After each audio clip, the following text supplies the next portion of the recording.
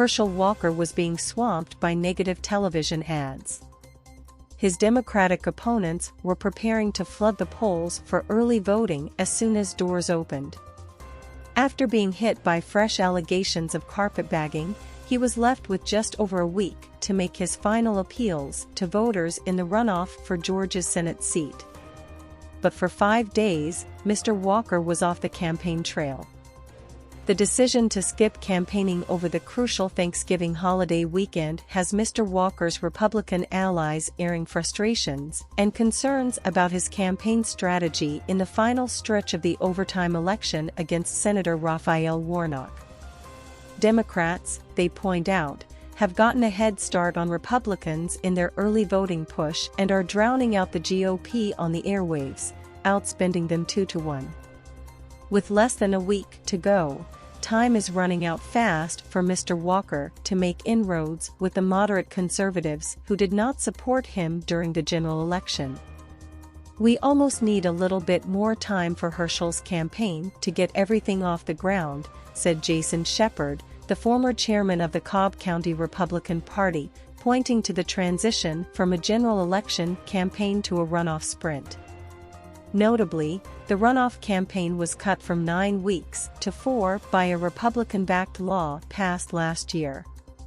"I think we're behind the 8 ball on this one," Mr. Shepard added. Mr. Shepard said Mr. Walker's decision not to campaign during Thanksgiving was just one troubling choice.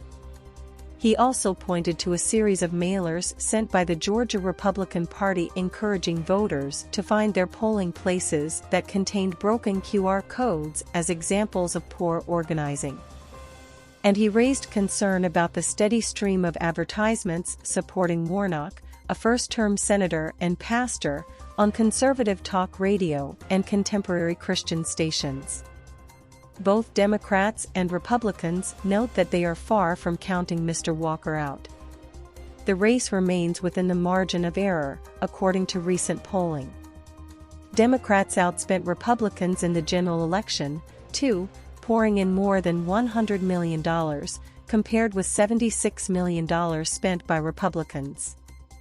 Still, Mr. Walker, the former football star, won 1.9 million votes earlier this month, landing 37,000 votes short of Mr. Warnock and roughly 60,000 votes shy of the 50% threshold for winning the seat outright. His campaign has been one of the most turbulent in recent memory. Mr. Walker was found to have lied or exaggerated details about his education, his business, his charitable giving, and his work in law enforcement. He acknowledged a history of violent and erratic behavior, tied to a mental illness, and did not dispute an ex-wife's accusation of assault. 2 women claimed that he had urged them to have abortions, although he ran as a staunchly anti-abortion candidate. He denied their accounts. He regularly delivered rambling speeches, which Democrats widely circulated with glee. "I don't think it's an exaggeration to say that Herschel Walker might be the most flawed Republican nominee in the nation this year," said Rick Dent, a media consultant who has worked for candidates from both parties and plans to vote for Mr. Warnock. Still, despite all their spending against Mr. Walker, Mr. Dent said, Democrats have not been able to shake him yet. With the Democrats' majority in the U.S. Senate already secured, both parties have struggled to frame the race in all-or-nothing terms. Still, the runoff will determine whether Democrats win a 51st seat, perhaps easing the path for some judicial appointments.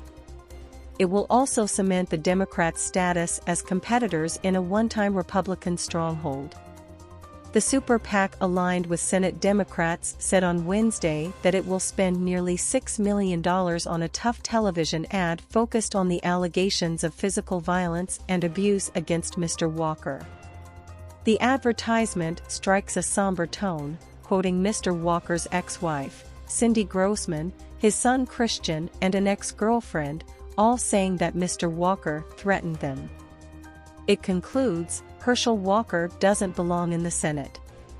Mr. Walker's campaign did not respond to a request for comment. Mr. Walker has continued to be hit by damaging news. Last week, a county official in Texas confirmed that Mr. Walker filed to receive a tax exemption for his home there, citing the property as his primary residence, even though he was running for office as a resident of Georgia. The news, first reported by CNN, prompted a complaint from Democrats, who have asked the Georgia Bureau of Investigation and the state attorney general to review whether he ran afoul of residency rules. Mr. Walker has not answered questions about the matter. He has largely stopped talking to reporters.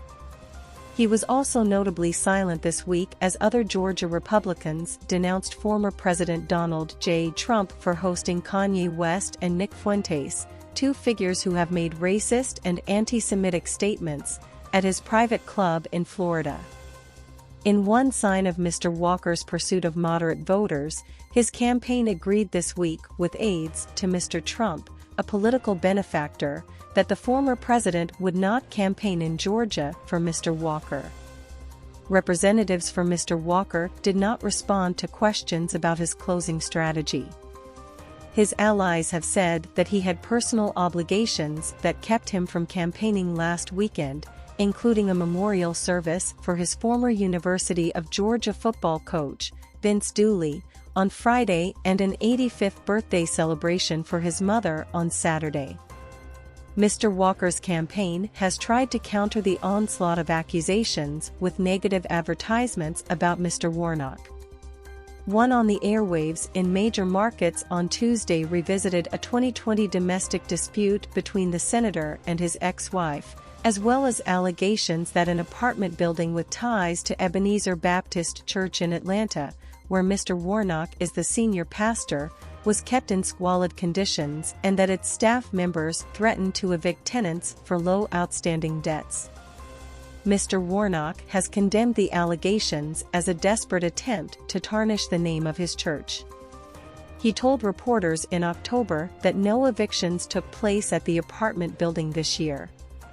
A representative for the complex told the New York Times that no evictions had been carried out since 2020.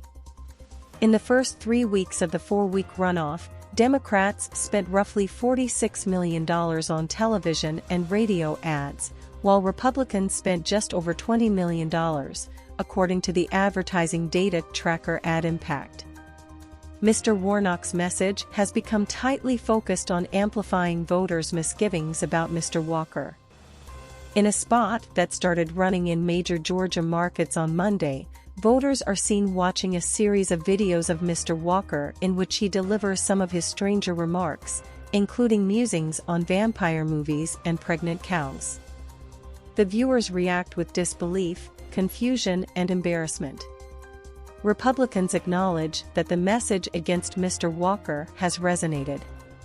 While certainly people are working hard in getting him elected, they are encountering concerns, said Martha Zoller, a Georgia-based conservative radio host and a former aide to Governor Brian Kemp and former Senator David Perdue, two Georgia Republicans. Democrats have largely focused on pushing their political base back out to vote, but Republicans are still working on persuading voters that Mr. Walker is the right choice.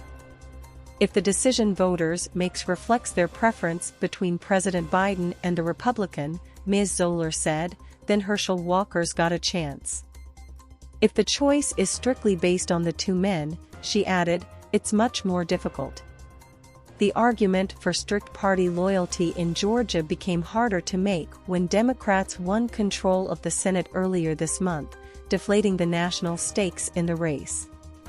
Still, several national Republican figures have continued to campaign alongside Mr. Walker in an effort to gin up enthusiasm among base voters and a fraction of moderates in the suburbs. Ronna McDaniel, the chairwoman of the Republican National Committee, stumped with Mr. Walker on Tuesday alongside Senator Markwayne Mullin of Oklahoma. Other high-profile Republicans, including Nikki Haley, a former South Carolina governor, and Governor Ron DeSantis of Florida, have attached their names to fundraising emails for Mr. Walker over the last few days, but they have not shown up in person during the runoff.